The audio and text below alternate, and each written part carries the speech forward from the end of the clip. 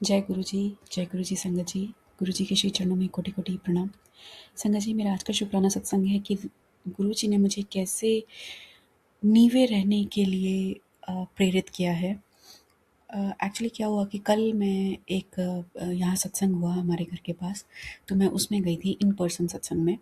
तो वहाँ पर सत्संग शेयरिंग जब होती है, पूरा गुरबानी और लंगर प्रसाद से पहले, गुरबानी के बाद लाइक आरती के बाद और लंगर प्रसाद से पहले, तो और वो लाइक हो रही थी, तो मेरा क्यों कुछ ऐसा सत्संग हुआ कि जिसमें उसी से मिलता जुलता मेरा भी सत्संग था, तो मेरा भी मन किया कि मुझे भी शेयर करना चाहिए।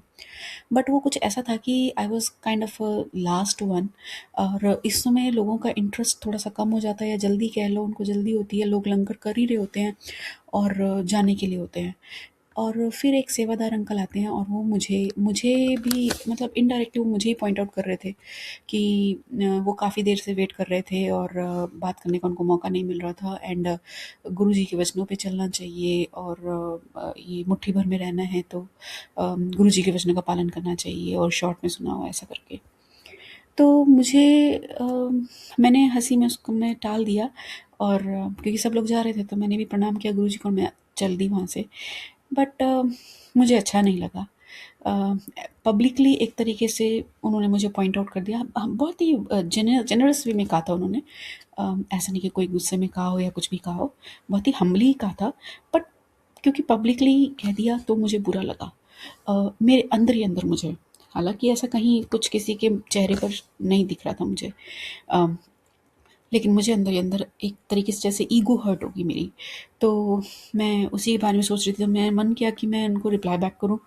बट फिर मैंने सोचा कि मतलब मैं बस चुप ही रह गई, मेरे को समझ ही नहीं आया कि मैं मतलब इसको कैसे रिस्पॉन्ड करूँ इसके लिए। और फिर मैं आई, और तब से लेकर के अब तक मेरे दिमाग में यही बार बार घूम रहा है कि ऐसा कर दिया, ऐसा कर दिया, ऐसा कर दिया मेरे साथ। तो मैं उसको परेशान हो गई, और उसके बाद फिर मैं गुरुजी से पूछूँगी, गुरुजी मैंने क्या गलती करी? क्या वाक़ई में मेरी गलती थी? तो मतलब गुरुजी के पास से मेरे को आंसर्स आ रहे हैं, और वो इस तरीके से आ रहे हैं कि नीवे रहो, दूसरों से कंपेयर मत करो अपने आप को, और दूसरों को लाइक दूसरों को जवाब देने की आवश्यकता नहीं है। और एक तो उन्होंने बहुत ही सीधा-सीधा कहा था मैसेज के थ्रू कि अगर लोगों के ताने के जवाब देने लगोगे तो मोक्ष तक कैसे पहुँचोगे?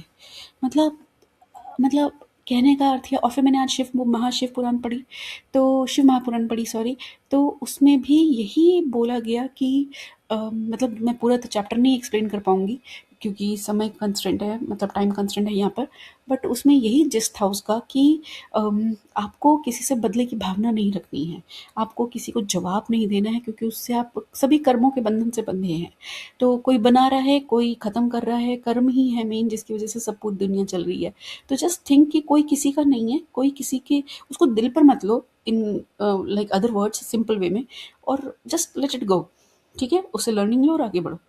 तो ये समझाने के लिए और ये एक्सेप्ट करने के लिए कि हाँ, मेरे को आगे बढ़ना है और मुझे इसको भूलना है और मुझे सीखना है कि जो उन्होंने पॉइंट आउट किया कि गुरु जी के वचनों पे चलो और शॉर्ट में करो और ये सब करो।